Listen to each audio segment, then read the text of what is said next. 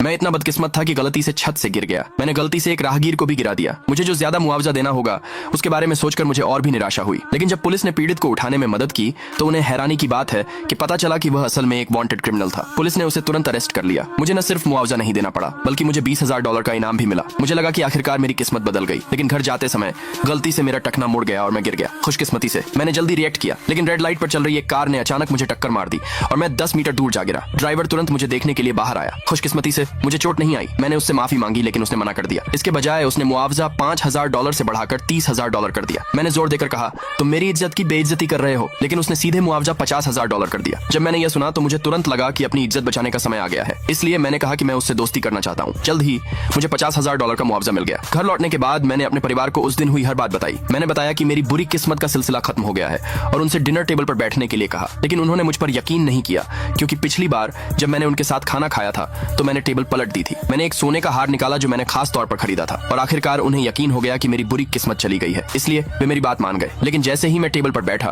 कुर्सी का पैर टूट गया। घबराहट में मैंने टेबल को फिर से पलट दिया। तो इसे कहते हैं आपकी बुरी किस्मत चली गई। हमारे पास इंस्टेंट नूडल्स खाने के अलावा कोई चारा नहीं था। लेकिन जब मैंने इंस्टेंट नूडल्स खोले तो अंदर अभी भी कोई मसाला पैकेट नहीं था। मैं सोचने लगा कि क्या पहले की सारी किस्मत सिर्फ एक भ्रम थी। तभी पानी पीते समय मेरा गला रुक गया और पता चला कि मैंने पहला इनाम जीत लिया है। मुझे एहसास हुआ कि जब भी मेरे साथ कुछ अनलकी होता है तो उससे लकी रिवॉर्ड मिलता है। लेकिन उसी समय कुछ गुंडे हमारे घर आ गए। पता चला कि मेरी बहन का बेटा बीमार था और उसे सर्जरी की जरूरत थी। इसलिए उन्होंने एक अकेले शार्क से $5 लाख उधार लिए थे। लेकिन अब उन्हें $1 मिलियन चुकाने थे। मेरे जीजा ने और समय देने की गुजारिश की, लेकिन गुंडों का ध्यान मेरी बहन पर था। मैंने तुरंत उन्हें रोका, वादा किया कि मैं पैसे चुका दूंगा और उनसे कहा कि वे मेरी बहन को परेशान न करें। लेकिन किसी को यकीन नहीं था कि मैं पैसे चुका पाऊंगा, खासकर इसलिए क्योंकि शहर में मेरी बुरी किस्मत के बारे में सबको पता था। दूसरे पार्ट के लिए कमेंट में यस लिखे।